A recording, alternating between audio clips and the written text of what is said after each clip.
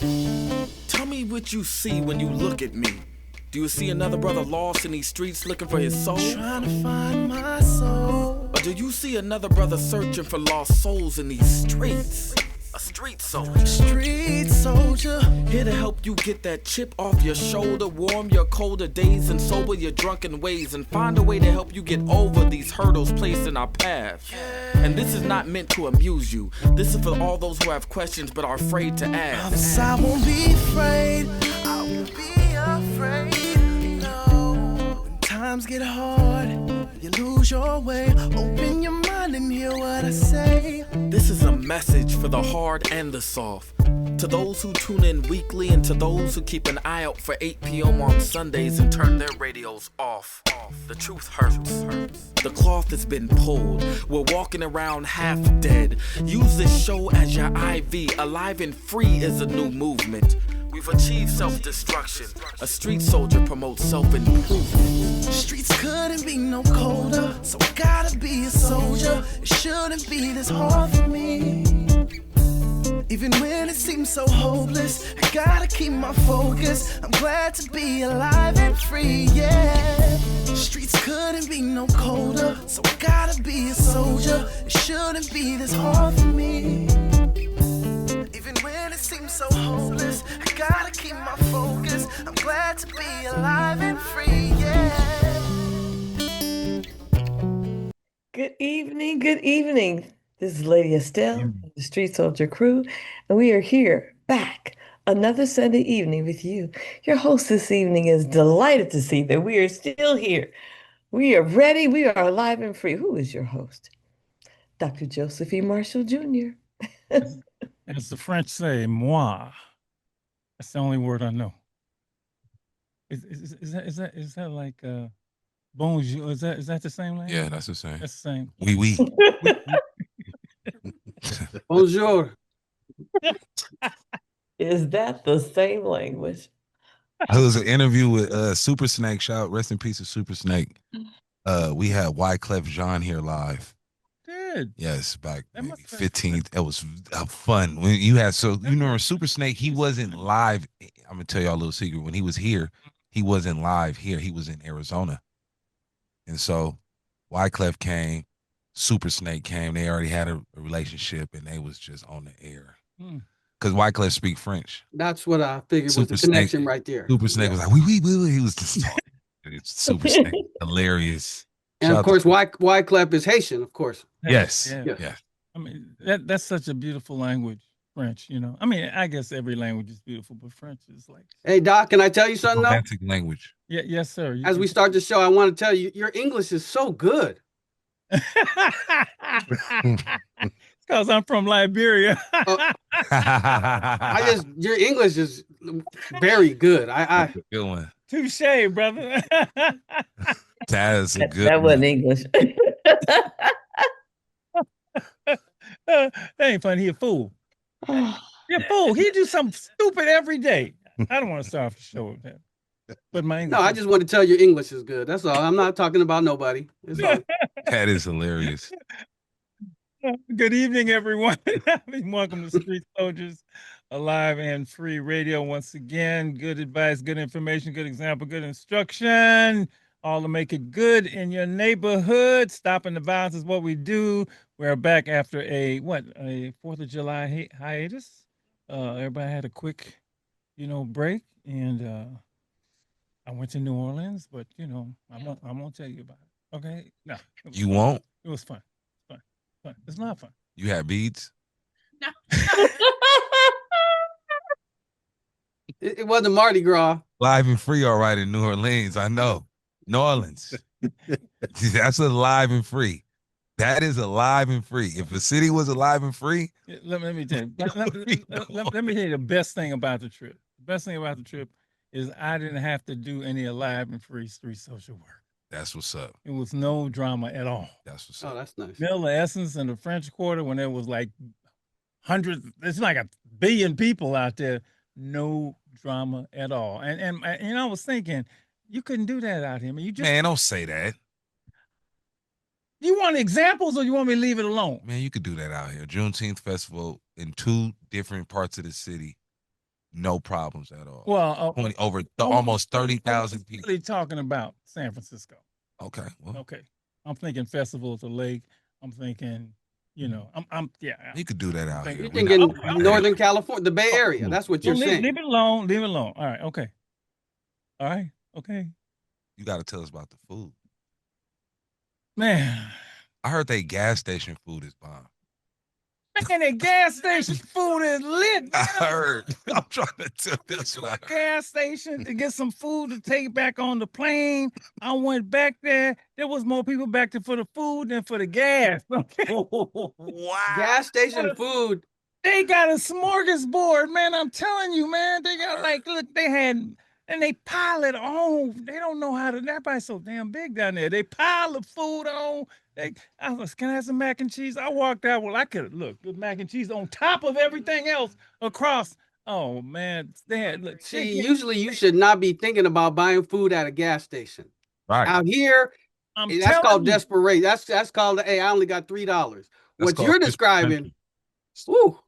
They had more people in there for the food. Man, I heard the gas station food in New Orleans is A1. Somebody said, man, you don't got to go to all those special places. Go to a gas station and watch. Yes, it's true. I'm going back. That's funny. I'm at gumbo, at crawfish. Look, man, I'm going back. Okay, you can't beat that place for food. I mean, I love it anyway, but then you get the authentics. I'm going back. Okay. You heard it here, Street Soldiers. We might lose Dr. Marshall to New Orleans, y'all. Man, he's gonna lose, but I dip in and out. That's okay. That's it. All right, and that's extended. Hello, lady is here. The soul is here. You heard Fillmore. He always here, right? And what we got? We got a great show for you. We got to do some quick news. Some quick news. Soul got measles are up because that idiot. Anyway, you already out here calling names. Look, measles was up. Why measles was done? I thought it was done. It was done. They even said the bubonic plague or something. There was one case in Arizona. Wow. Because this dude don't believe in vaccinations. Yeah. Okay, measles is up. The children are vulnerable. That's the worst part. We got some idiots running the country. Okay, all right. And this is a nice story. Baltimore homicides dropped to the lowest level in nearly a decade. That's great. Baltimore's homicide rate is currently at its lowest. According to Baltimore police, there have been 68 killings, deaths, and 164 non-fatal shootings in the first 6 months of the year. 68 for Baltimore. Still a lot. Well, it's a lot. Yeah, but that's good for places. Baltimore is ugly. This is you say it's a lot, and I would prorate to 140, almost 140 over the year. That's the lowest number of homicides in Baltimore in 50 years. Wow. Beautiful. So back to the 70s. 50 years. Oof. Well, let's hope those numbers keep trending that way. Stay down. As you know, just because it's that way now doesn't mean it's going to stay that way. Stay down. The horror of the Texas floods. I never got the whole story on the floods except it was flooding. Breaking. I know. What did something levee break? I don't even know how that happened. Well, there were just these like crazy kind of storms that happened overnight on 4th of July or the night before, and the where people live, the RVs, and then the campsites, it was stationed between like two rivers that is kind of historically known to flood. So they were, gonna install the alarms, things like that. The funding got moved to other things. And so because this happened in the middle of the night and it happened so rapidly, it was really hard for people to escape. And that's why there's 170 bodies that haven't been recovered. Wow. So it's devastating. And I guess maybe the most heartbreaking part is that it's children. Of course. And, what are you supposed to do? But the cars are floating away. There's, but then that's just one place with the floods. You have New Mexico, and I think it was South or North Carolina. And this is just within the last week. And look, people were saying it was biblical. Oh, and yeah. I'm just saying that was the chatter this week. Oh, wow. And if, they're also, if we. They moved the funding, so you can't do no prevention. Well, yep, exactly. And then the weather stuff is all funky right now, like with the reporting and notices. So. And that dude don't believe in climate change. I mean, these people, man. All right, okay, all right. It's sad. All right. Well, that's all. I don't want to do no. The rest of the stories is about him. I don't want to do no stories about him. You gonna do one? I'll share something nice. Oh, please. You know what's going on this summer? The California State Fair, and I am so excited. I know it's going to be like 115 degrees out in Sacramento. Yes, it will. But it might be a little cool. So between July 11th and through the 27th, so you have a whole month, you can go out and eat some good food, ride some rides, and it looks like we missed Ludacris, but and Brett Michaels. Oh, I'm sad about that. But we have some other people coming up like Cypress Hill, the Tower of Power, and one of my favorite, In Vogue, will close out State Fair. So yeah, I just wanted to go ahead and share that because I might go see In Vogue. I missed out. Yeah, you should. Oh yeah, they're beautiful. They were great at the All-Star Weekend.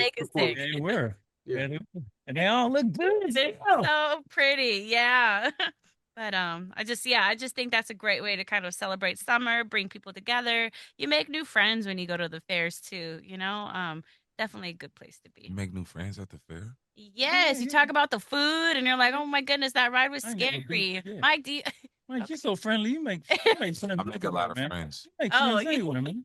Walking through. They be hitting you up. It'd be pretty funny when I go somewhere with somebody, like with my job. Yeah. And we like go somewhere and they be like, why do everybody know you? It'd be funny. I'd be like, nah, man. You're a magnet. Nice guy. You're a magnet. Yeah, that's what it is. I tried to get when I was down there, you know, but you tried to hook me up with somebody. But Clay Thompson got with Megan Thee Stallion. I saw that. It's because you went to New Orleans. They don't seem like I don't know. They seem like a perfect couple to me. Do they? Yeah. Because I don't know about, but Clay is like, I thought he was like a quiet dude, you know? Clay ain't quiet. He ain't quiet? Okay. Man, I was just watching the Jumpers. I ain't never heard quiet. He kind of quiet, but he's reserved. But I heard reserved. Okay. Yeah. Well, Megan ain't. Hey. Well, and maybe that's why it works, maybe, Doc. Exactly. Got to have that balance. All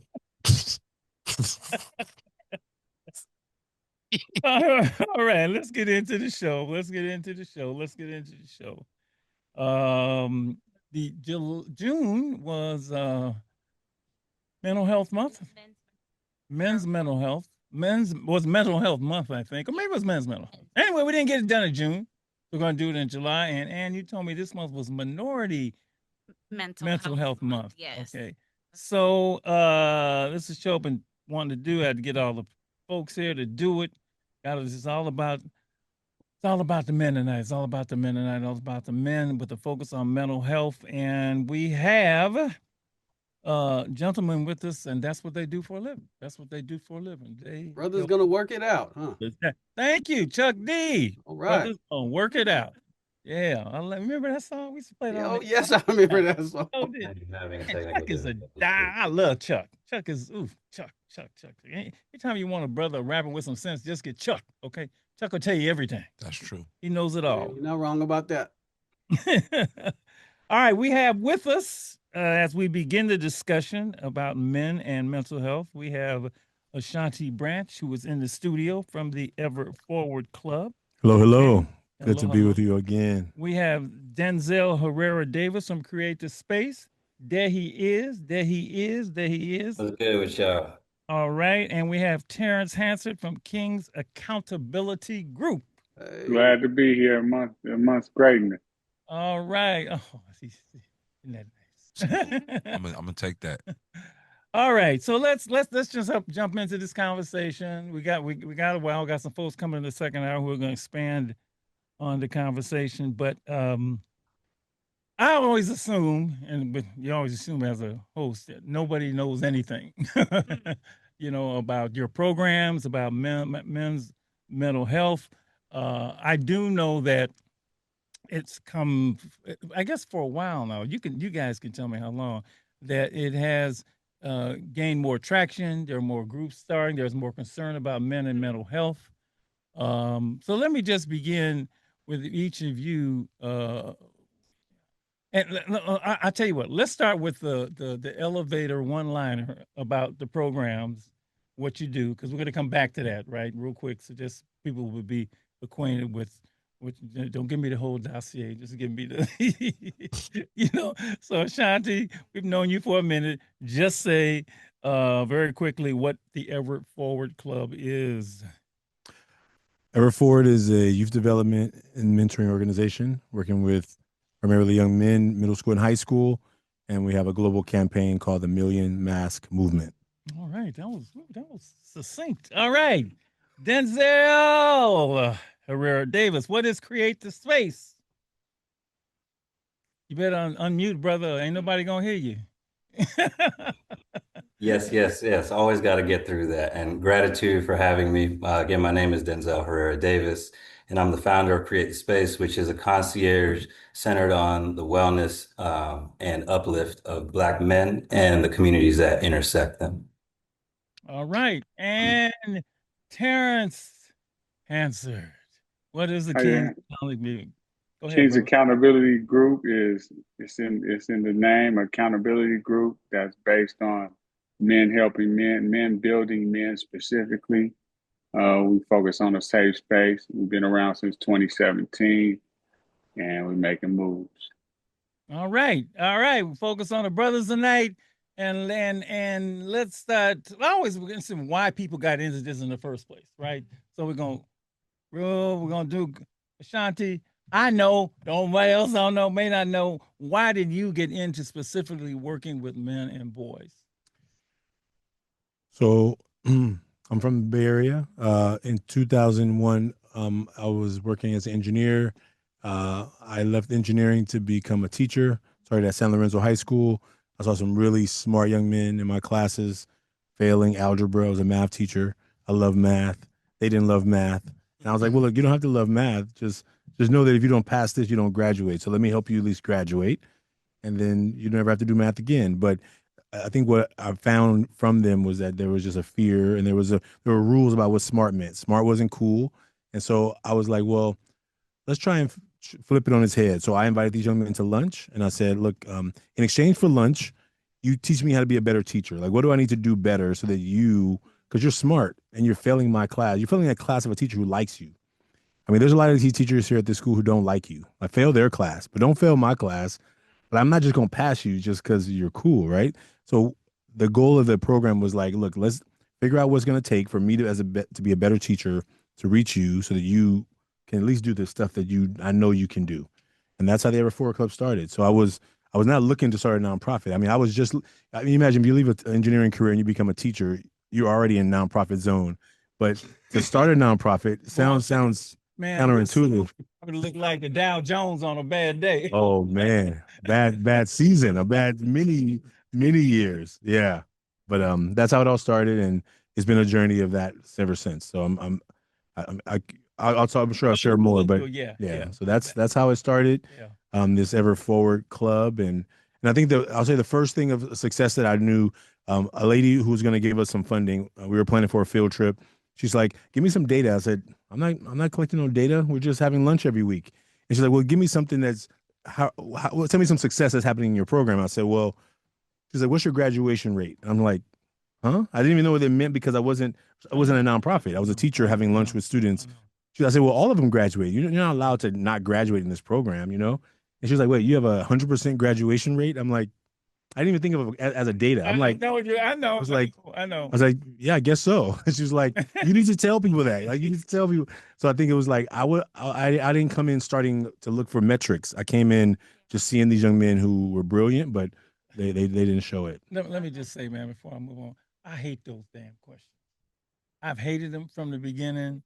I just, hey man, I'm just doing the work. Well, the kids are here. The fact that they showed up, number one. That's right. But I don't know, these are business people, they need more things like that. But I know exactly how you feel.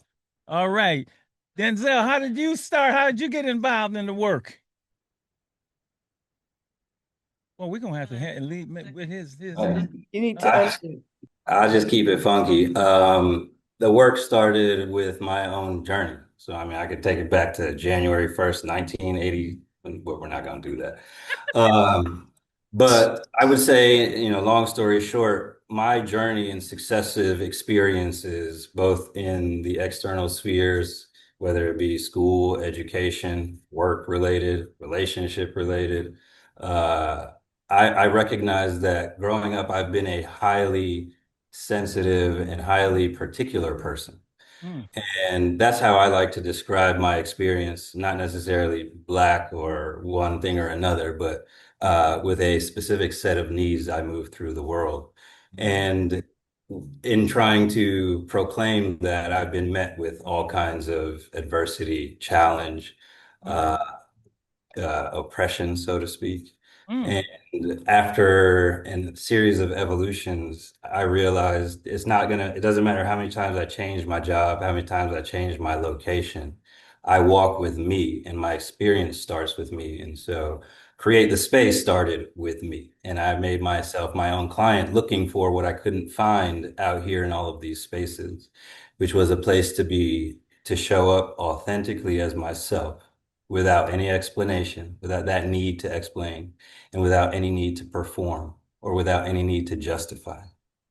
And that place didn't exist in my reality. Mm-hmm. And everywhere I went, I couldn't find that place. Mm-hmm. And so, the old adage, be the change, that's where it started. And so the first thing I did was want to create a space where you could be a Black man, and that was the only qualification.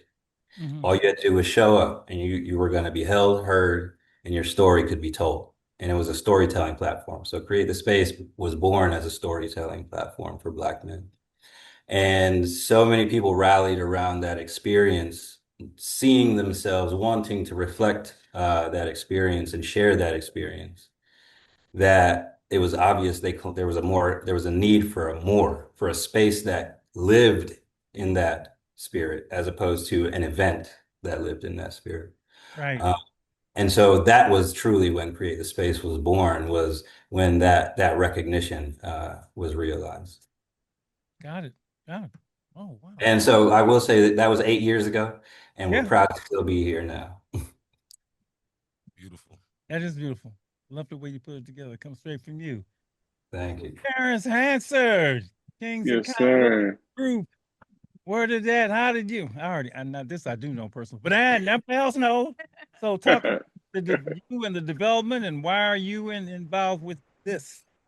I'm involved with King's Accountability Group because I was actually invited by the founders into the group back in 2017 once it was established, and it evolved from 8 members to over 100 members now. We are nationwide, worldwide, across in London and in different states.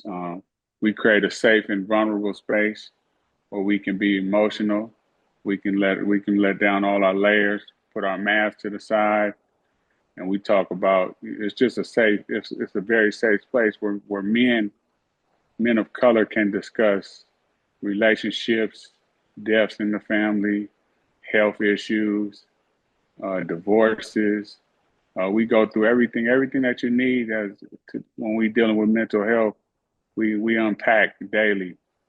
We meet every Sunday, and it's just impactful, man. Sometimes you leave there in tears, sometimes you leave there in joy, but you always leave them with something.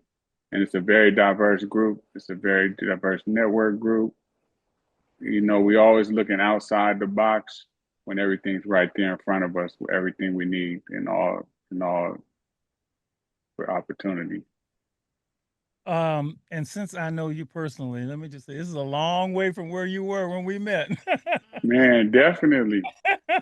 And it's like being a strong leader, like myself. I consider myself a strong leader, and I follow things that are impactful and powerful.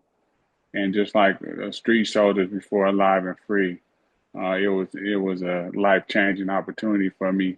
And you need to continue to go through transitions. There's going to be different opportunities and different circumstances. So you have to find that safe space to unpack your groceries. I like that, unpack your groceries. That brother not playing around. I can Um, already tell that right now. I've known him for a long time, and I'll save all the accolades till later. So obviously, there's a need for men to have these conversations and to be in these places. We'll start with the mental health thing, and we'll go into that. and anybody can jump in. What have you seen? What are the issues that men are dealing with that you have to deal with that they ain't been dealing with? How's that? That's a tiered statement, but and Doc, are we talking young men, older, all? I'm just curious. all men, yeah, all. Well, most of the stuff starts when you're young anyway, right? Right. Okay. That's why you gotta, So, what have you seen when it comes to mental health, that needs to be dealt with in these groups? What do you deal with? What comes out? First and foremost, I think the number one thing is trust. We got a real issue with trust in people when we talking and having discussions, and that come from upbringing, raising, how you raised, dealing with trust, people not showing up for you. So when you tell somebody something, you're having a discussion, can you trust them enough to be vulnerable? I think that's always been the number one thing for me. That word vulnerability is good. Some of well, Dr. Reggie Daniels talks about that all the time.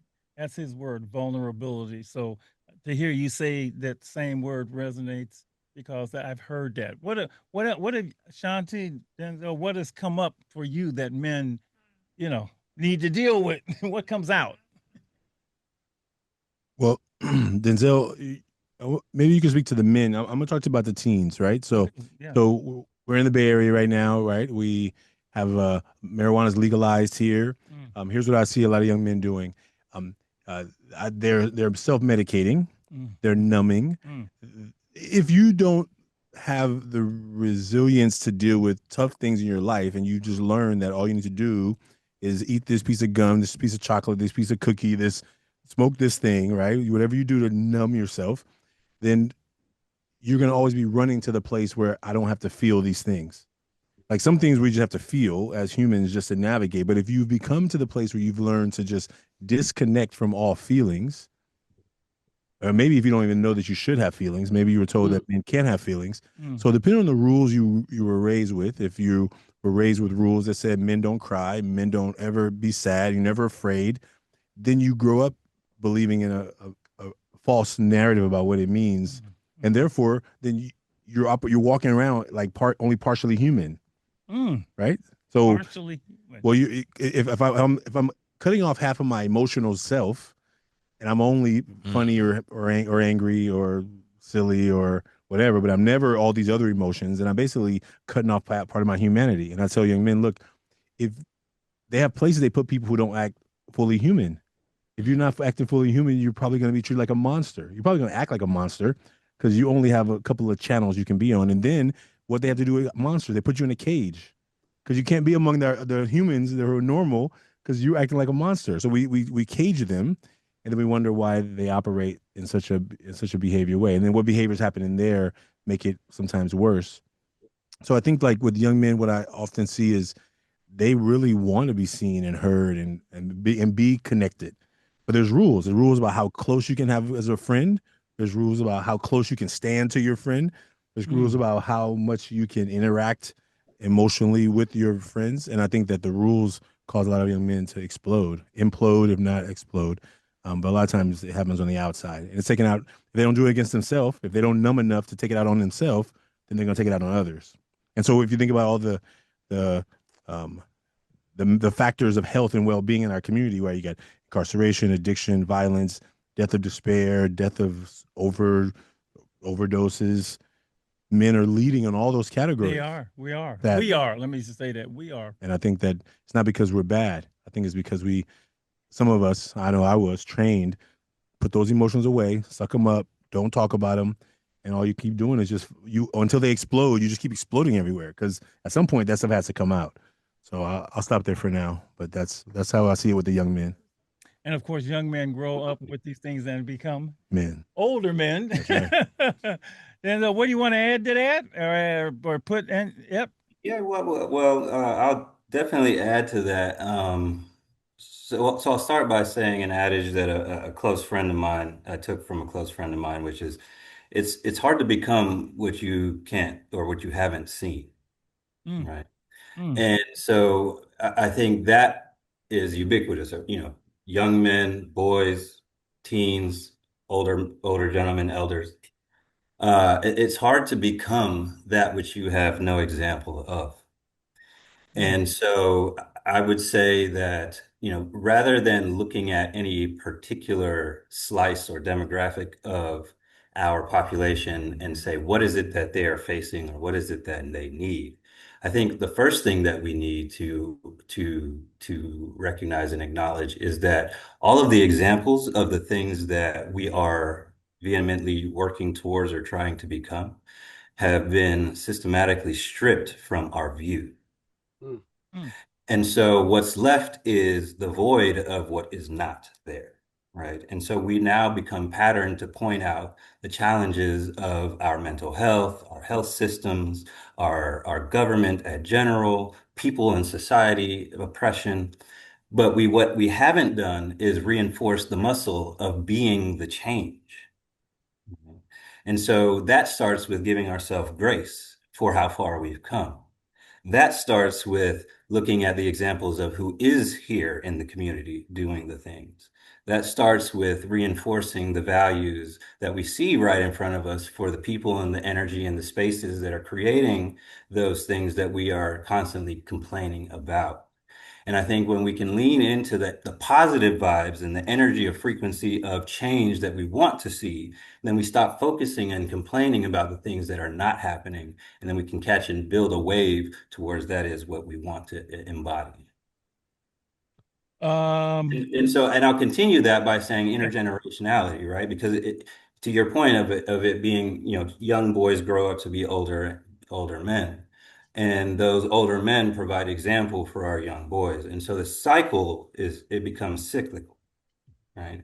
And so what we're talking about is interruption, pattern interruption. Wow.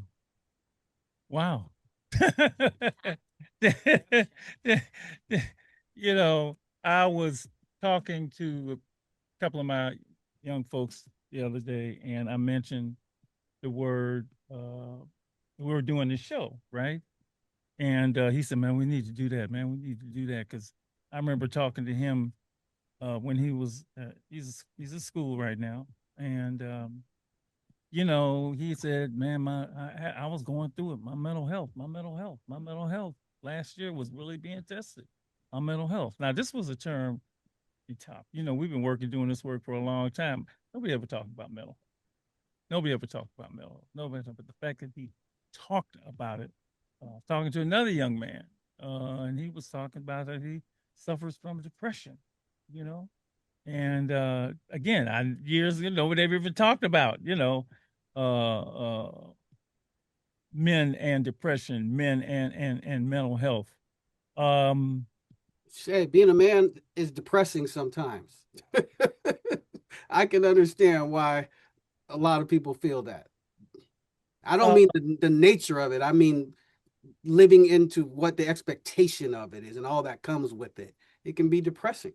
And we usually carry it by ourselves alone.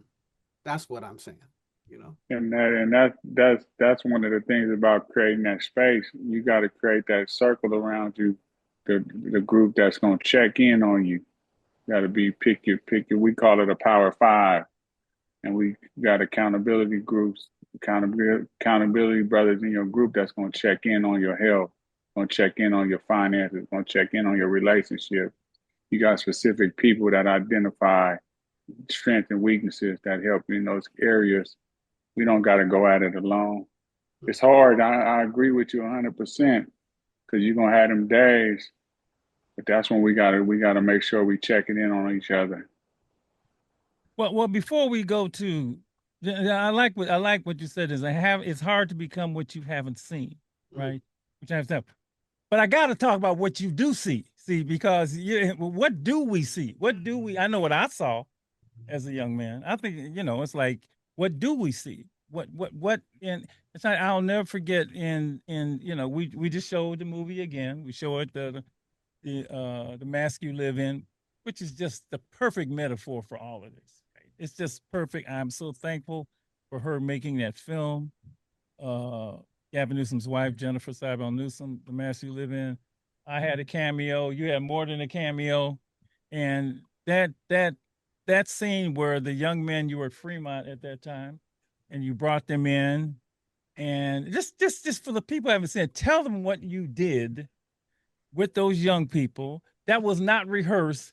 That still today, when the young people see that film, that is still the biggest, because I got young people watching, and so they're watching themselves watching that scene. And just tell people what that scene was like one more time, because it's incredible. Thank you. So the documentary, I was a dean at Fremont High School. I'm an alma mater. That's my alma mater. So I knew Fremont High School very well. I knew all the hiding spots. I knew all the climbing fences spots. I knew all that. So young men couldn't really get away. Like they tried to get, they were like, why is he everywhere I'm at? Like, because I know where all the hiding spots at this building are, you know? And these young men were amazing. And so when they asked, could they come film? I said, look, this group of young men I'm working with, you know, I was the dean, but I brought them into my own advisory because they were getting kicked out of their advisory, which should be the easiest class ever of anybody. Just sit there and pretend to get advice, right? You could get an A if you just pretend to get advice, right? But I brought them into my advisory. I said, well, these young men aren't opening up, so I don't know if you want to film here. And they were like, well, we would like to see the resistance, if nothing else. And so I said, okay.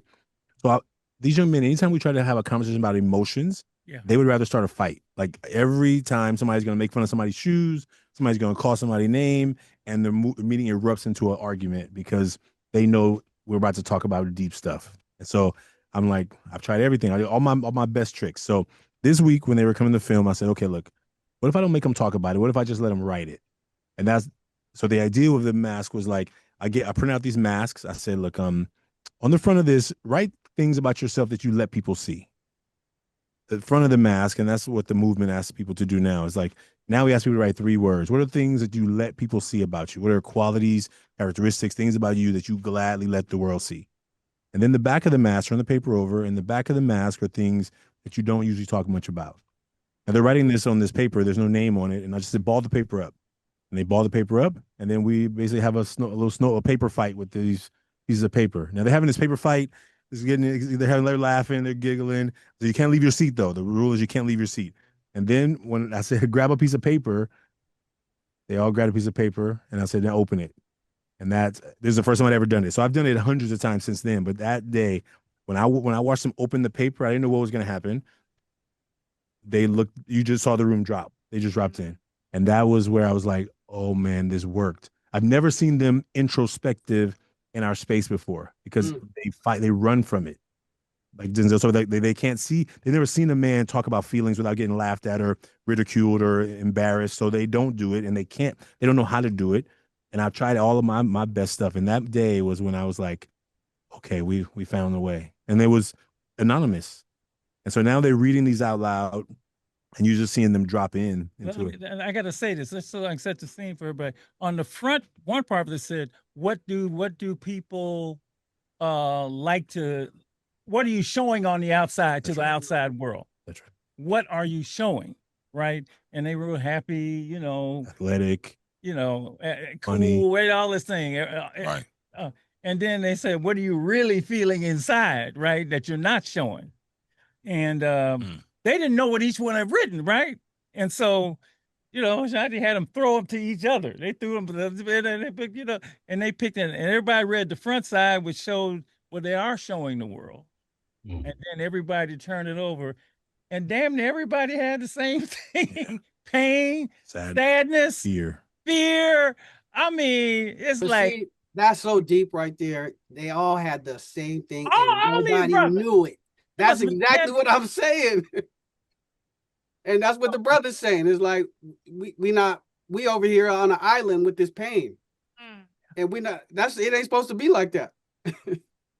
We use the term false narrative. What is the false narrative? I love that. Can anybody talk about this false narrative? Because if it is a false narrative, then let's just expose it as being false, right?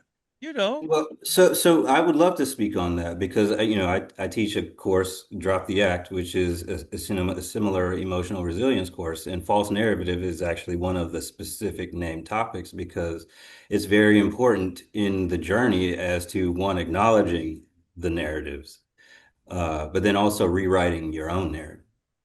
And so there's a real power in reclaiming your own sovereignty within your body, so to speak, when you can identify, name, and then relinquish those things that are what I would call no longer serving you. Right.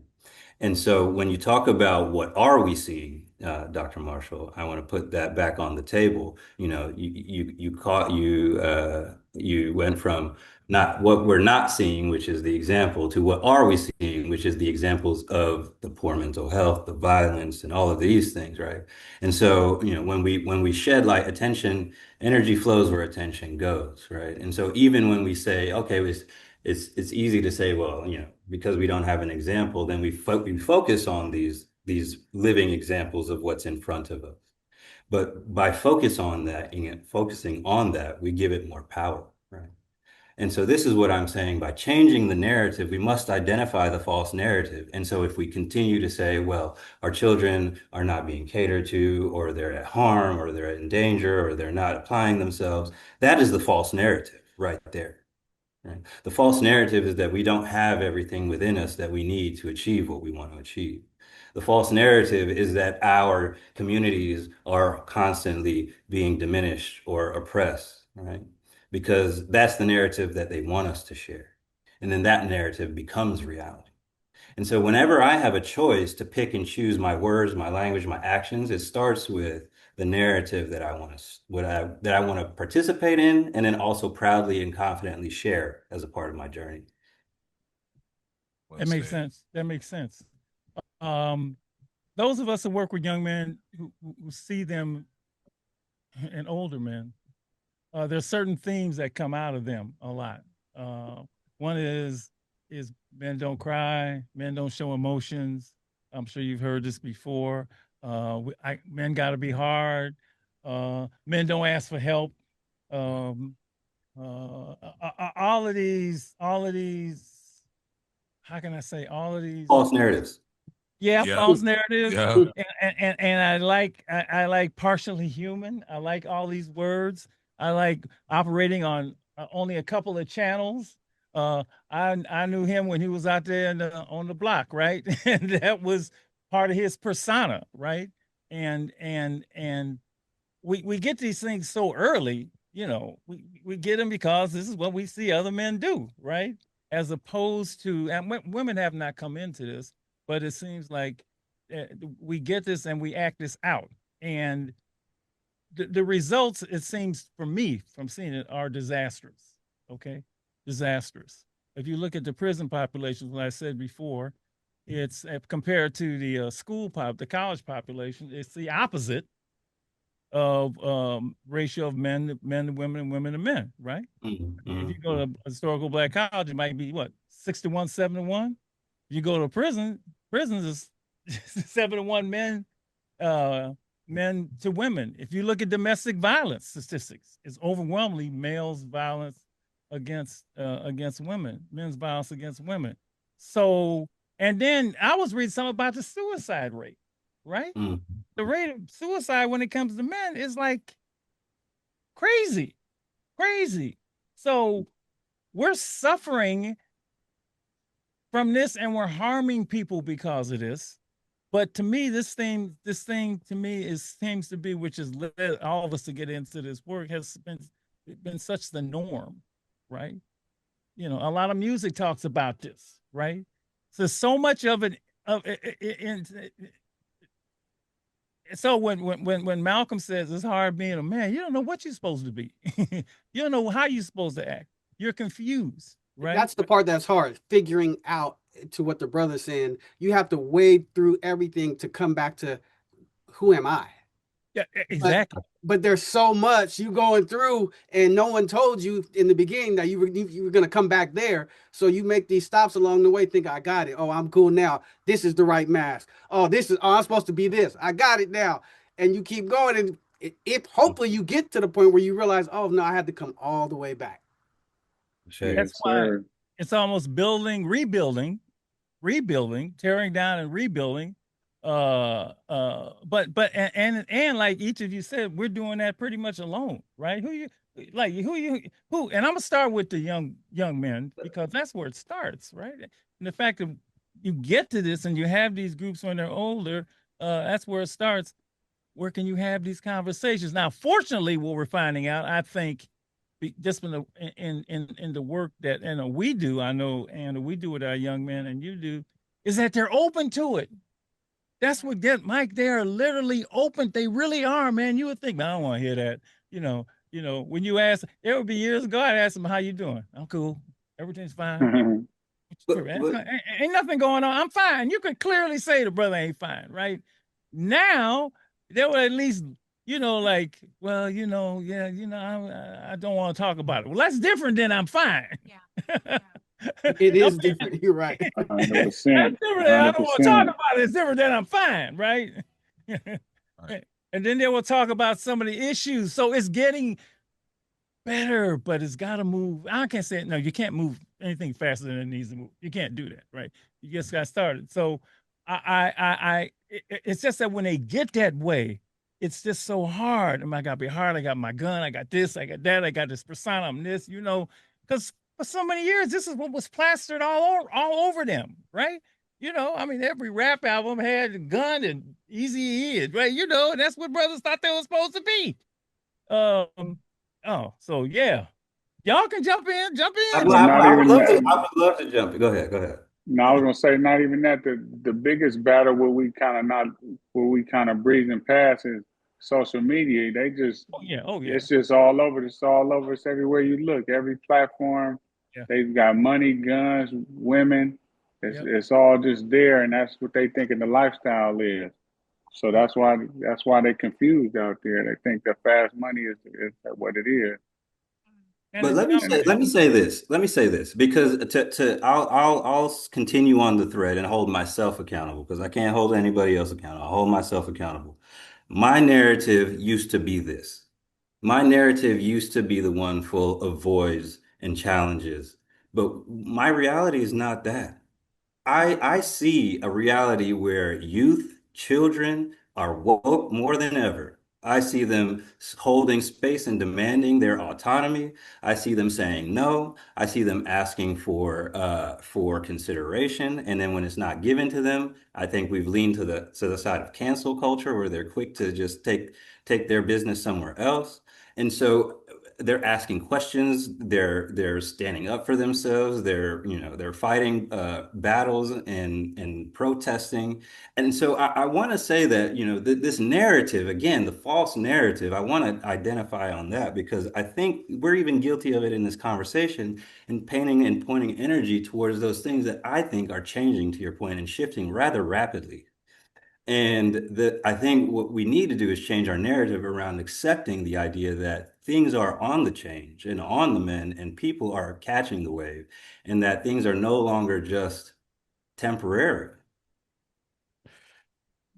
Well, we do. Go ahead. Go ahead, Brother Terrence. Go ahead, Brother Terrence. No, you're good, Denzel. I went already. You can go. You got the good name, Denzel. That's him. This is Ashanti. Oh, that's Ashanti. Okay, I got it confused. Okay, my bad. No, Brother Denzel, what I'm really glad about in this conversation is that we all are going to approach this work from different angles. Mm-hmm. And I do hear what you're saying. And I think in my experience with young men, definitely the high school, middle school age, if I go to them and I say, hey, I'm going to help you create a life that is amazing, where you would thrive, where you feel good, where you have a good job and good paying job. What I've experienced with that is that maybe they want it, but if they've never seen it, as you said in your quote, then they think that I'm full of nonsense. They feel, what you talking about? How you going to help? Because if I start from where they've never seen, I can't get them to show up to lunch, even if I'm offering them free food. And so what I found is that my work is like, I agree with what you say about the false narrative, but I've also found that if I try and paint a picture that doesn't, it's like Disneyland to them. They're like, I ain't never seen nobody who had no good job and get paid and have money left over. I ain't never seen nobody who is mentally healthy and well. And I think that's what I want to. So I know that I hear what you're saying, and I know that the difficulty in the work is sometimes how do we help people who have never seen it believe that we have seen it. or that we can help them get it. And I think that's the tricky part in what I've seen with teenagers. I think that's beautiful, beautifully said, because there I'll enter adage, when the student is ready, the teacher shall appear, right? And so everybody is where they are on their journey, and that is for sure. And everybody needs the remedies that are available to them within their reach. And so that is, I acknowledge that 100%. And so what I'm saying, in the position that you and I are in, to be activating and embodying change in the way that we do it, in the lanes that we do it in, right? We have then more accountability to being like, all right, not only do I have to meet these people where they are, but I also have to go back up the mountaintop to get the guidance, the leadership, the patience, the grace, and then bring that back down to the community and meet them again where they are. Right. We And are so, not done with the conversation, but we do have to head on over to break. So if you'd like to keep up with the conversation, head on over to YouTube Live at Stay Alive and Free. And you can always take us on the go and learn more about our guests and the work that we do at stayaliveandfree.org. All right, we'll be back. Hang on. I'm fine. I'm fine. I'm straight. Couldn't be better. I'm fine. That's what we hear from young men all over the world. And we let them say it because it's easier than facing what's really going on. But if you're paying attention, if you've got the guts to really listen, you already know. You already know. They're not fine. They're not fine. They're not okay. They're trying to survive. They're trying to numb enough to make it to tomorrow. Because when they've shown real emotion, it got them punished or laughed at or isolated. So they learned to wear the mask. In 2004, I was a first-year teacher at San Lorenzo High School. My students were brilliant, but they were slipping through the cracks. Not because of grades, but because no one ever gave them space to feel anything. So I made them a deal. I'll buy you lunch once a week if you come and tell me how to be a better teacher. They showed up, they stayed. What they gave me had nothing to do with teaching math. They gave me their grief, their silence, their stories, and that circle changed everything. Those 10 young men became the Ever Forward Club. And their pain became the Million Mask Movement. Since then, we've come from a single circle in San Lorenzo High School to the award-winning doc, The Mask You Live In, to CNN with Lisa Ling, The Kelly Clarkson Show. What started as one conversation has spread to more than 30 countries.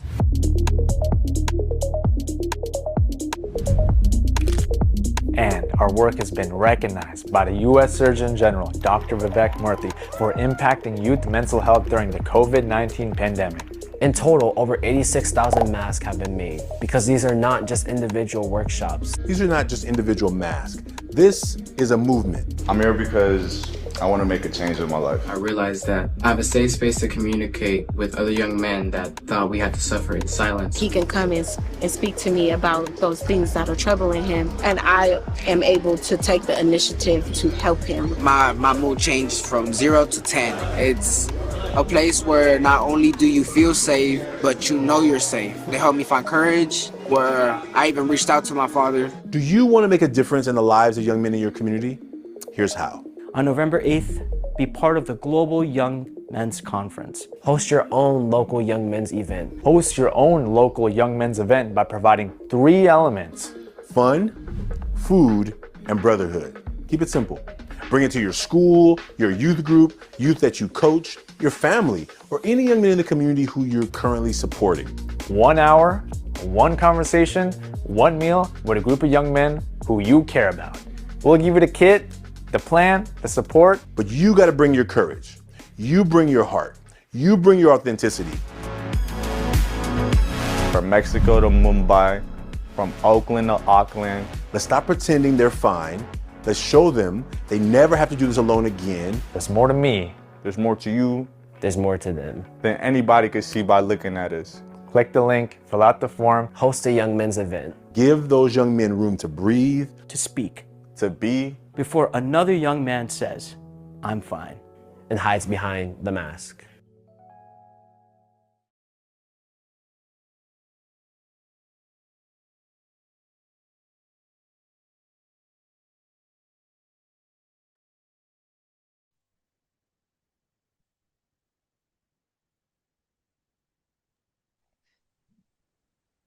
Hour number two, Alive and Free Street Soldiers Radio now on YouTube. Wow, what a first hour. What a first hour. We are talking about men and mental health. Men and mental health. Our guests have been Ashanti Branch, Ever Forward Club, Denzel, Herrera-Davis, Create the Space, Terrence, Hanserd, King Accountability Group. We're joined by some others this hour, I think, to continue the conversation. I hope that they heard that first hour. It was how can I say, provocative, very thought-provoking.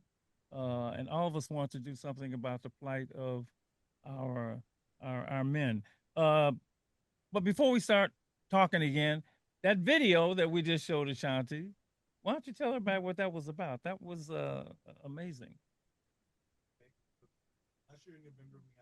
I don't hear it. Mike? I don't hear it. Oh, hold on. Testing one. Yeah. Thank you. Last year in November, we had our first Young Men's Conference held at the California Ballroom in Oakland. And this year, as we were preparing for this year's conference, we've always, as an organization, tried to figure out how do we grow our movement. And the Million Mask movement has been growing. And so we said, well, what would it be like for people around the world? That we have 5 global partners right now in the Million Mask movement in Serbia, in Denmark, South Africa, Nigeria, in Mexico. And so we said, well, we can ask them to host a little event at their place. So why don't we just invite people all over the world to host an event, a mini event? Whenever Forward Club started in 2004, I was a first-year teacher. I had no money. Well, I had some savings, and I was spending that because I wasn't a nonprofit. I was just buying some young men lunch. And so it was fun, food, and some conversation. And so I said, why don't we just go back to the base? I think some people in our community do nothing because they can't do everything. And I said, well, if they can bring together their nephew, their cousin, and just say, look, we're going to have some fun, we're going to have some food, and we're going to have some conversation, I think we could have more young men supported in our community as opposed to somebody has to start an organization to support young men in their community. So we're trying to just bring it back to the basics. So we're inviting people all over the world to host an event in their community that weekend, sometime that week. Schools will probably do it on that Friday. And it's just like, let the young men in your community know that you're going to make space for them. You're going to create space for them to be seen, to be heard, and to be a part of this healing that we want to do. So just the fact, number one, wonderful. But and I don't want to say but sounds negative, so I try and say and the fact that this is a worldwide movement, that there must be some universal common stuff that's going on among men for you to even. Why would somebody from Serbia, do this? So is the same stuff going on in Serbia? Yeah, I don't want to answer the question. I know I feel, but that's going on with our young people here. Yeah. We on the digital platform millionmask.org, we've had over 100 countries participate in the movement online, and you can see masks from people in those places around the world.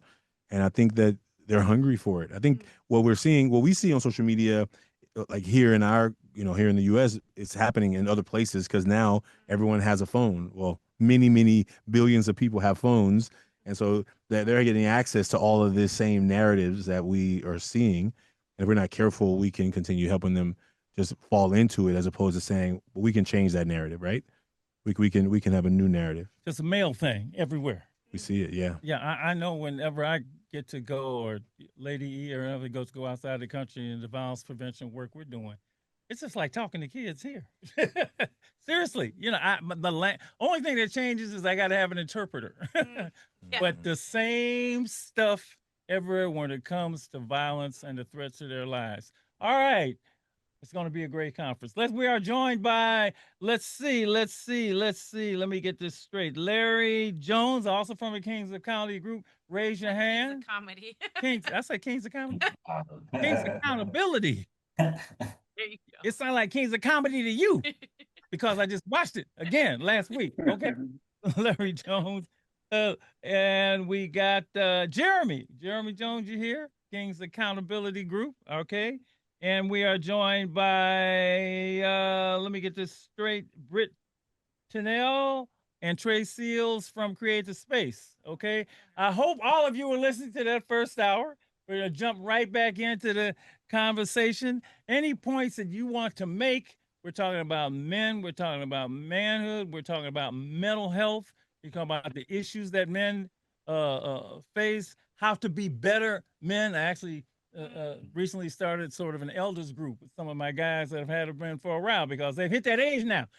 And now that I've kept them from dying and going to prison, now I want to be having become elders, right? And they were like, they're ready now. They're ready now, and because they're stepping into forget the OG hood. I'm coming into elder, and we have conversations about making them better. So, who wants to start? Jump in, reflect. What have you seen? This is live, so somebody you can't wait. Who's gonna speak first? Go. I'll go. I just want to kind of reflect on something we do at our program with the Prince to Kings, the P2K program, which is built off of our Kings Accountability program, which we do in Richmond, working with the youth every Friday night. One of the things we do to build trust with the youngsters, we do a thing called the hot seat, right? Where each mentor, we sit there and they can ask whatever questions they want to ask just to get to know us, because you got to build that trust and that rapport before we can open up anything with the kids. So I just wanted to throw that in there, and probably Larry could reflect on that if he would like to. If you want to do so, jump in. We know. I think. All right, Larry, you want to do something? Yeah, I come in, Mr. Marshall. I'm good with it.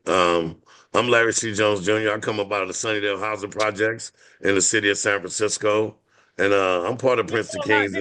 Then you know a lot of people I know. I definitely know a lot of people you know, Mr. Marshall, and I with all respect, I feel like being a survivor of the mental captivity that our young men are going through out there on these streets when they're tricked to believe that a certain lifestyle is the only way that they can survive, and how they got a mask dealing with trauma and friends being murdered and family members being murdered and themselves being shot, and that it's okay as long as you don't die. You just got popped. It's just a thing that they have to learn to live with, and counseling is frowned upon in the minority community because nobody likes to talk to, therapists. And we just sit with things on our conscience, and it usually volcanoes up until it explodes into a rage. And that's when the violence takes effect with the careless behavior that we see. And being a survivor of that, I now go back and tell these young men and women, because the women are now just as violent because times have changed in a new era, not like my era. The women weren't as aggressive with guns like they are now. So I have to let them know that it's not their fault, that they can't come out and talk about it. They got to release that tension because they're tricked to hold that stuff in, and that leads to a lot of on-site massacre type violence. And I just try to put forward that they are okay and that they're victims and they don't know no better. So when I lost my son, I realized that therapy carried me for 18 months to get over my son being murdered. So now I'm a testimony of therapy. So I'm an advocate of that, and I promote that, and I stand by that, and I'm gonna continue to push that. Thank you. Jeremy, you want to add something before to go right ahead? Absolutely. So I'm Jeremy Jones. I'm from Louisville, Kentucky. I too am a survivor. You in Kentucky right now? Yes, sir. It's midnight. God bless you. Are you too? Boy, you must love brothers, okay? Because I know it's late. Absolutely, man. That's what we call integrity and accountability. Yeah, I wouldn't have missed it, man. But yeah, man, I myself am a survivor of the streets, and so I also am a therapist. So I understand the value and the importance of therapy in our communities. And I also understand the impact this having, because a lot of the young men or the stigmas associated with therapy and how we don't want to be viewed as weak and things of that nature. And so when I talk to the youth, I kind of let them know that it doesn't make you weak to talk to a therapist, and that it's okay because you need some help, or like a lot of them be dealing with these mental health issues.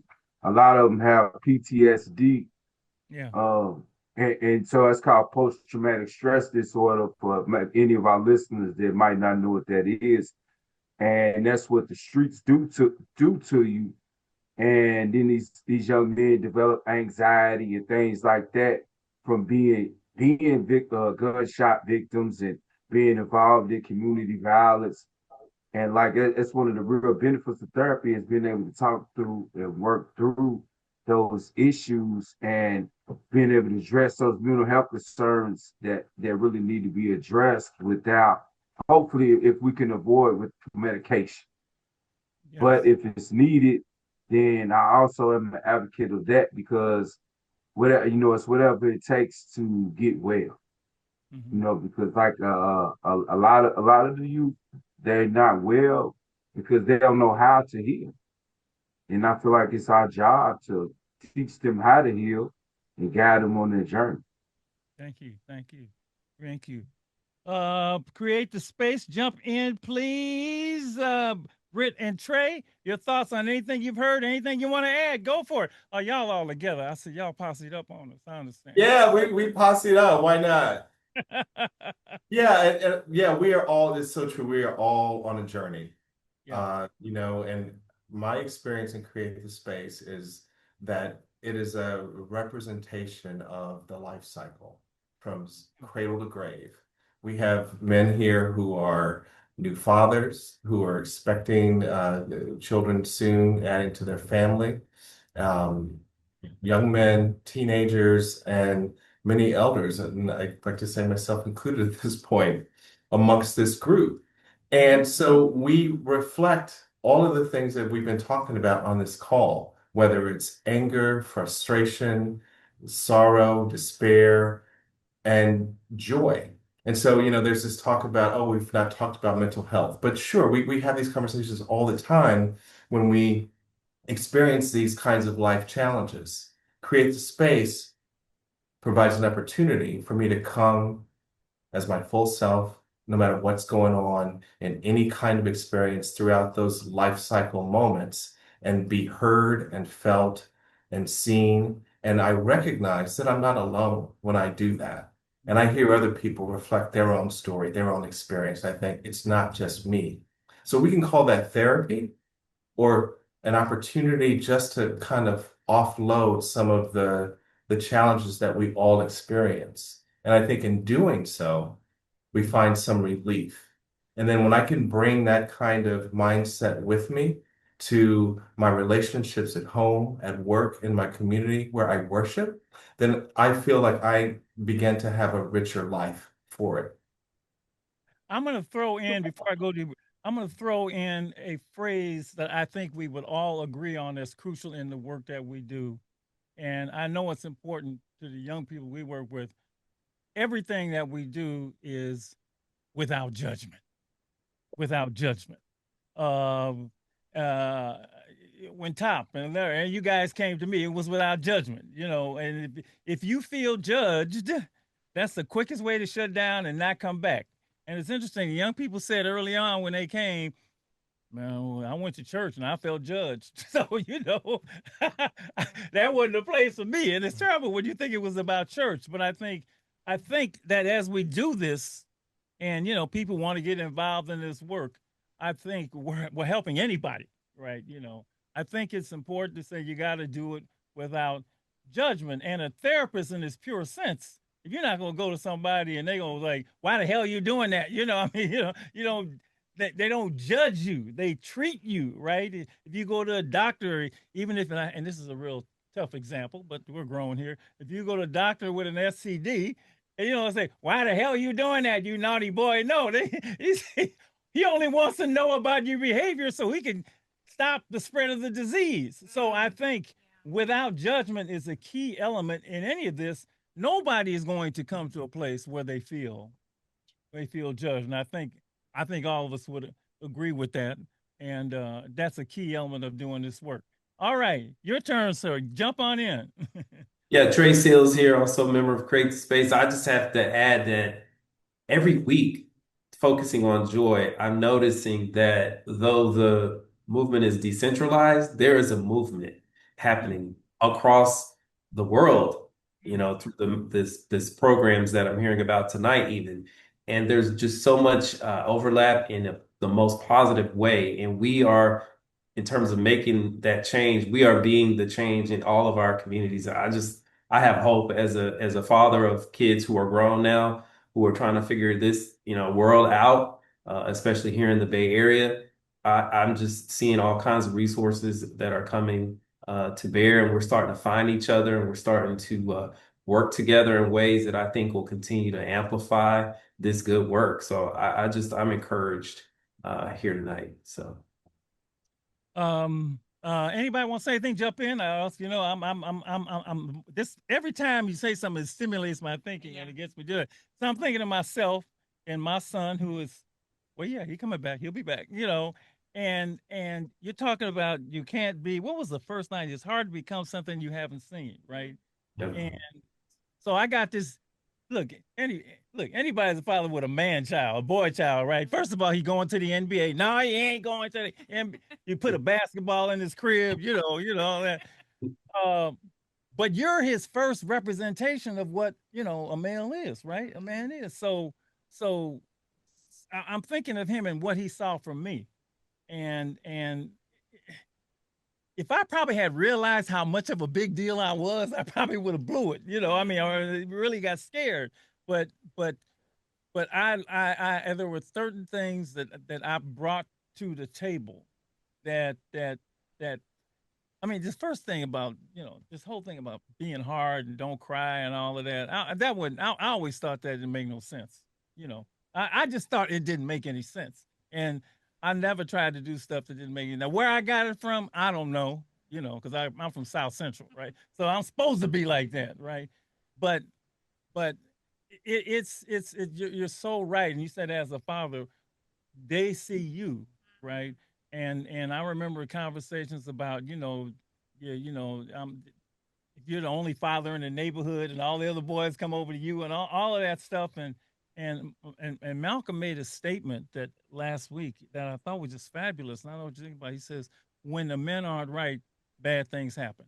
I just thought that was just an incredible statement for a man to make. When the men are right, bad things happen. And then I thought about,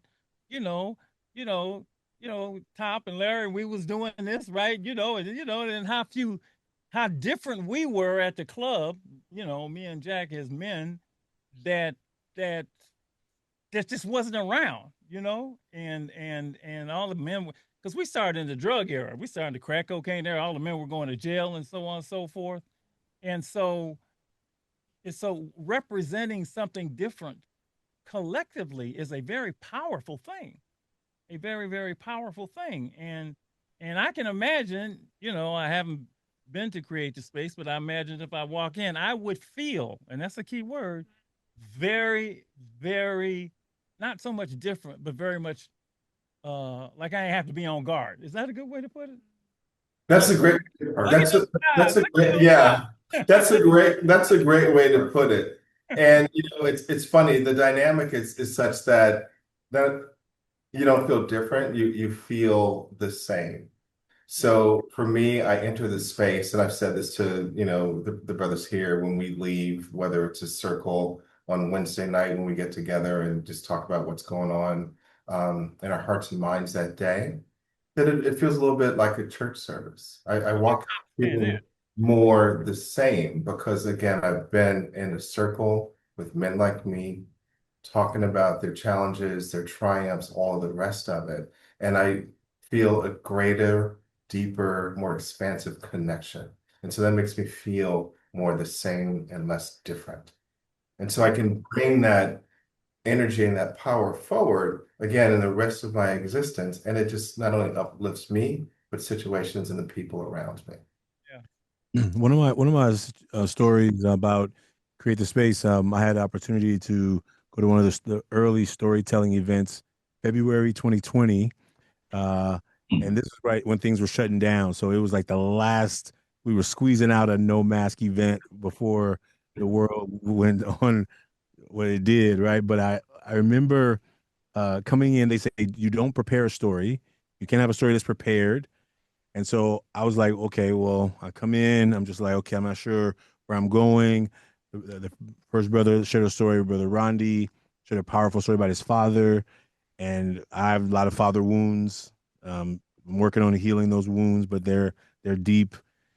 And I didn't when I got up there, I was like three things I was thinking I was gonna say, three stories I was kind of, and literally it was because of what I felt in that space that I told a story that I never told before ever.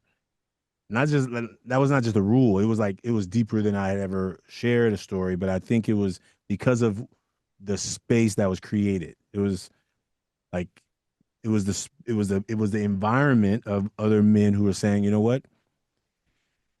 If I've never ever had a chance to do it, I get a chance right now. And if I never see these guys again, I never see them again. But I get right now a space to let go of some of this baggage that I've been carrying. Right. From a place of not performance, but a place of like collective healing, right? And I think that's what I've appreciated about the work I've seen them do, and being able, and as I go back and think, what made me tell that story, right? It wasn't even prepared in my mind, wasn't ready to share that story, but I think it was ready to come out. I've been holding it since I was 8, right? So from 8 years old, I was guarding the story. I blocked it. I remember when I blocked it, and it was that moment of like, okay, maybe this is that perfect time, you know? So that's part of That's the a perfect example of what I'm talking about, because I think people ask me all the time, how you, because mine is youth. I don't, I've run into adults, but mostly I think it's young people. And they ask me, well, what do I do? What do I do? How can I get them to, well, I always say you got to create a safe space without judgment. You got to create a safe space, right? Because Yes, sir. they're all what I call deep water issues. Yes. Shallow water, right? Just say, look, a 6'3" guy can stand in the wading pool. The problem is he'll drown in deep water, right? So when you go into deep water issues, people gotta feel safe enough that they're not gonna be talked about or laughed at or why you do that and so on and so forth. And I think that's a universal that we all need, because we're all trying to do the same thing. We're trying to help our brothers. It's as simple as that. We're trying to help. Yes. Great Go that ahead. in mind. We got 3 people. Larry wants to jump in. I'll come to you. Go ahead. Man, I want to highlight the fact that I feel like men such as myself, who the community looks up to and has been watching for decades, and as I'm transitioning to becoming better, that it's important that I'm healed before I go back and talk to the young people and the grandmothers and the seniors that I'm servicing, so they can see the change in me and they'll trust me. And that's what the King's Accountability Group has gave me. It gave me framework. It gave me some structure, because the things I had been doing, I was doing off instinct and survival mode.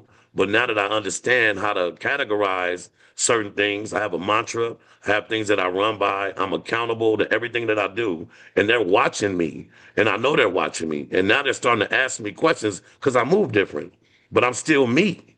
And the message is the same, but it's structured. And I think that's what we need to pass off to our young people. The King's Accountability Group has given me a platform to become better, surrounded by a bunch of black men with a different message that can tune me up. And I'm an alpha in my community, and I still am able to learn within CAG. And so as I've shifted my mindset with these different avenues I've been given in terms of structure, accountability, integrity, living with my purpose, course correction, being the best version of myself, all that stuff that I'm passing back to my community is just infectious, and it makes my work even more sharp, and I become more dangerous in the right way instead of in the wrong way. That's what I want to say. Thank you. Can I get you to replace Trump? No, all right, okay, all right. Use words that they don't use: accountability and integrity. Okay. Accountability and integrity.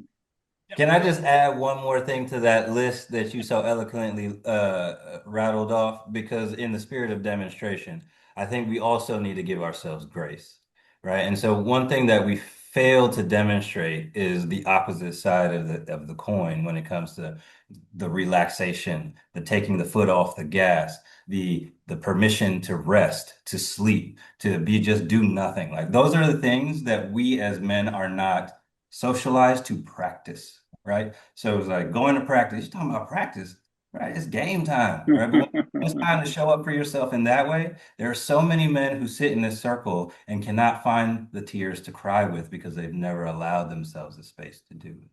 We've been coming. Can I add to that? I want to add to that too, since we putting a little icing on the cake. we got to stop and celebrate all successes, big wins, small wins.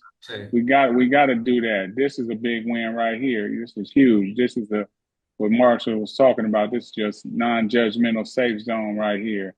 So everybody open up, man.